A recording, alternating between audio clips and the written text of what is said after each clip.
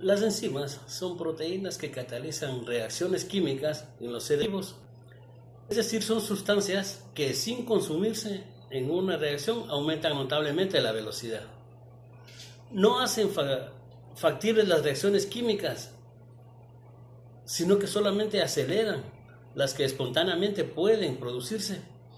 Ello hace posible pues, que las condiciones fisiológicas tengan lugar a reacciones que sin un catalizador requerirían condiciones extremas de presión, temperatura, pH. Tenemos que reconocer que dentro de las enzimas juega un papel preponderante el centro activo o sitio activo de las mismas. El centro activo de la enzima es la zona de la enzima que se une al sustrato para ser catalizado. La reacción específica que una enzima controla depende también del área de la estructura terciaria y en ella pues ocurren actividades con otras moléculas. Por lo tanto, podemos decir que este es el sitio activo, esta es la enzima, este es el sustrato. Entonces, este es un complejo enzima-sustrato. Para tener un poco más claro cómo ejemplificando lo que es el centro activo o sitio activo de la enzima. Los principales tipos de enzima, recuerden que las proteínas tienen un sufijo que termina en -ina. Las enzimas en su gran mayoría terminan en -asa. Por ejemplo, las principales enzimas que existen son las oxidorreductasas. ¿Qué quiere decir? Que son reacciones de transferencia de electrones. Las transferasas, que son o dan transferencia de átomos desde una molécula hacia otra.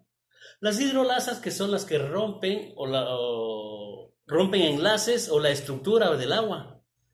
Las liasas, por ejemplo, son aquellas que interrumpen mediante mecanismos distintos tipos o ligaduras, por ejemplo, o simplemente distintos a la hidrólisis. Las isomerasas son aquel tipo de enzimas pues, que intervienen de un isómero a otro. Y las ligasas que forman enlaces con el aporte y siempre con la ayuda de energía o de ATP. Las enzimas tienen varios tipos de uso. Por ejemplo, en el sector sanitario, farmacéutico, hay enzimas para diagnóstico, para uso terapéutico, para síntesis de intermedios, compuestos químicos, de mucho interés en la química y la farmacia. En el sector medioambiental sirven como para la bioremediación, obtención de plástico biodegradable, biocombustibles. En el sector agroalimenticio, como aromas, edulcorantes, aditivos, aminoácidos, moléculas nutritivas, enzimas para quesería, para productos lácteos, dietéticos, es decir, sin lactosa, para insecticidas, para herbicidas. En los procesos industriales se utiliza como detergentes, en la industria textil, en la peletería, es decir, en los que trabajan con la piel, y también la síntesis de compuestos orgánicos. El mecanismo de acción de las enzimas está dado por la enzima más un sustrato, los mismos que formarán una enzima sustrato. Esta a su vez una enzima producto y luego se dividirá nuevamente en enzima y en producto independientemente. Es decir, la enzima nunca va a perder su forma. Nunca va a perder su estructura química, perderá su forma, cambiará de forma, pero volverá siempre a su estado original después de haber formado de haberse formado la enzima. Hay tres fenómenos enzimáticos, pues la formación del complejo enzima-sustrato, la modificación por catálisis, que es desde el sustrato, y la disociación pues, de la enzima producto. Es decir, el complejo enzima producto vuelve a dar como resultado una nueva enzima y un nuevo producto. Hay varios modelos de acción enzimática. La teoría de acción enzimática nos da como pauta dos modelos de acción. Un modelo de acción que se denomina llave de cerradura, en el cual el sustrato ingresa en la enzima en una forma de llave de cerradura.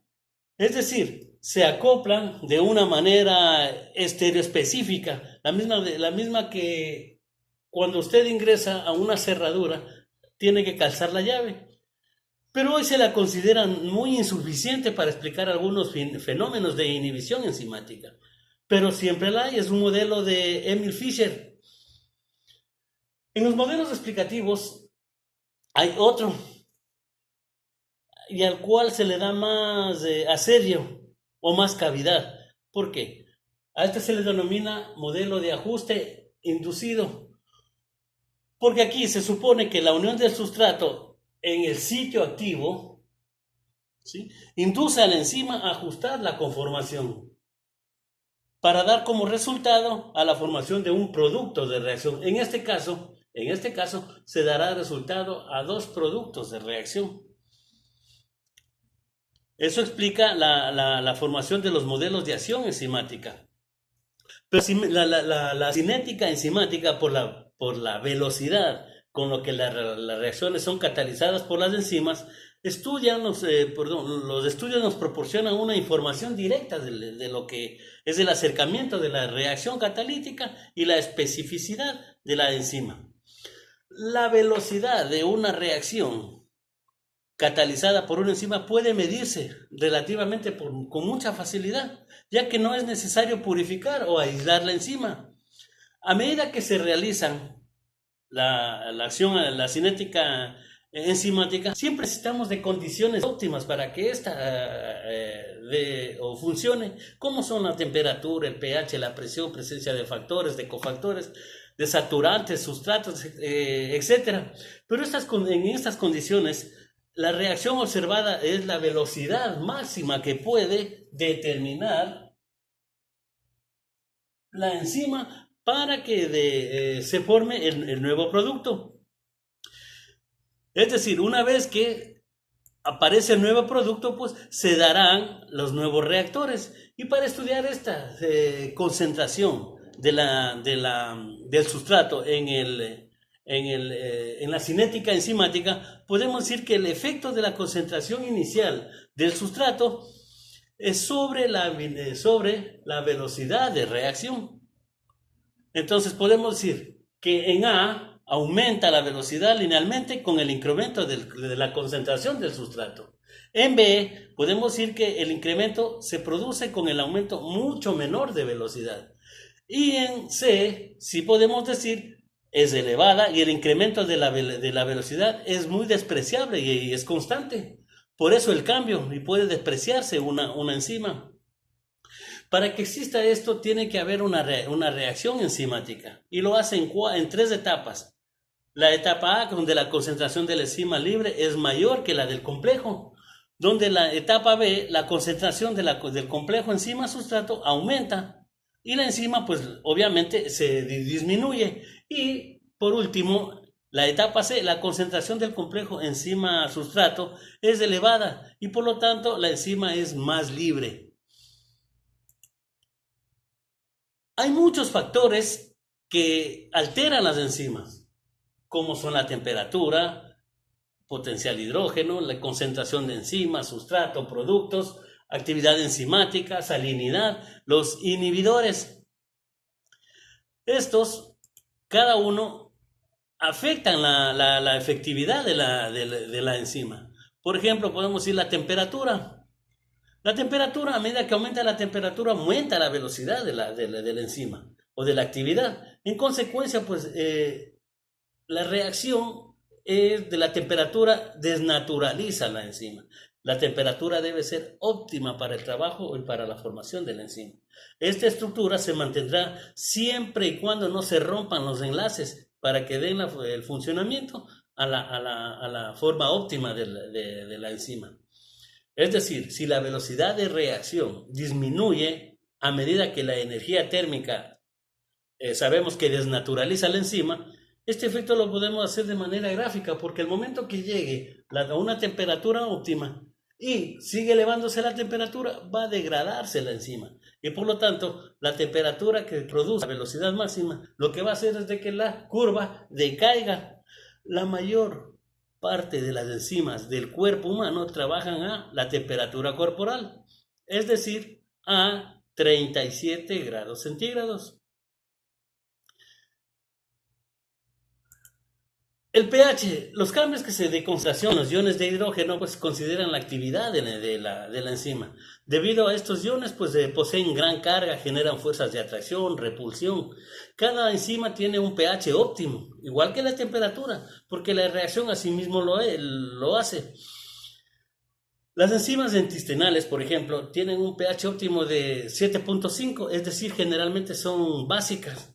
En contraste, las enzimas propias del estómago tienen un pH óptimo de 2. ¿Por qué? Porque es altamente ácido y tienen que eliminar o tienen que el bolo alimenticio transformarlo en kilo. A medida que se va cambiando la concentración del sustrato, podemos decir que los productos van cambiando la concentración. Si hay máxima concentración en los productos, en los sustratos, en la actividad enzimática, ¿qué podemos decir? Todos estos generalmente disminuirán la velocidad de la enzima. Y los productos cambiarán de sitio activo, formando un complejo suelto y por lo tanto una enzima que usted no deseaba formar. En los sistemas vivos este tipo de inhibición generalmente se ayuda o proviene por la eliminación de los productos no deseados o formados. Estos activadores enzimáticos como son el magnesio, el manganeso, el calcio, el cobre, el cobalto, el sodio, en raras ocasiones necesitan de aniones con actividad enzimática. Por lo tanto, necesitarán, por ejemplo, del cloro para que los iones, al unirse, forman cofactores enzimáticos. Este grupo de elementos favorecen a la actividad de las enzimas y las conocemos también con el nombre de coenzimas, las mismas que son moléculas orgánicas que contienen carbono y vitaminas en los alimentos. Por ejemplo, la vitamina B12 es una coenzima de la metionina sintasa, una enzima necesaria para el metabolismo del cuerpo. Cuando vimos vitaminas, pues generamos este tipo de acción. Los inhibidores enzimáticos son sustancias que afectan negativamente la función de las enzimas y en consecuencia, en algunos casos detienen la catálisis de la enzima. Hay 3 tipos comunes de inhibición enzimática: la inhibición competitiva, la no competitiva y la inhibición del sustrato. Los inhibidores competitivos es un compuesto químico cualquiera similar a un sustrato que puede reaccionar con el complejo activo de la enzima. Pero cuando el sitio activo de una enzima se ha unido a un inhibidor competitivo, el sustrato puede unirse a otra enzima.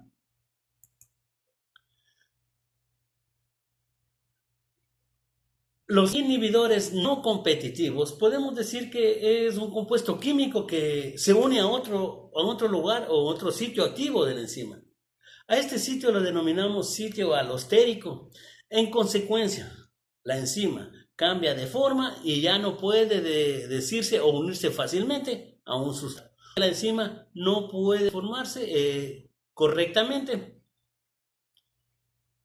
Cuando nosotros hablábamos de sitio alostérico o alosterismo, podemos decir que es un regulador enzimático que actúa cambiando la conformación del sitio catalítico de una enzima mediante su unión en un sitio totalmente diferente. Cuando hablábamos de salinidad, podemos decir que la concentración de sales también afecta el potencial iónico. En consecuencia, puede interferir en ciertos enlaces de las enzimas, la cual puede formarse por parte del sitio activo de la misma, y en estos casos, al igual que con el pH, la actividad enzimática se verá totalmente afectada. Por lo tanto, podemos decir que Cuando hay mucha o demasiada acumulación de productos, de enzimas, de salinidad, de inhibidores, generalmente siempre disminuirá la velocidad de la enzima. Todos los productos cambiarán del sitio, se combinarán en su sitio activo formando un complejo suelto, independiente, y por lo tanto se inhibirá totalmente la actividad de la enzima.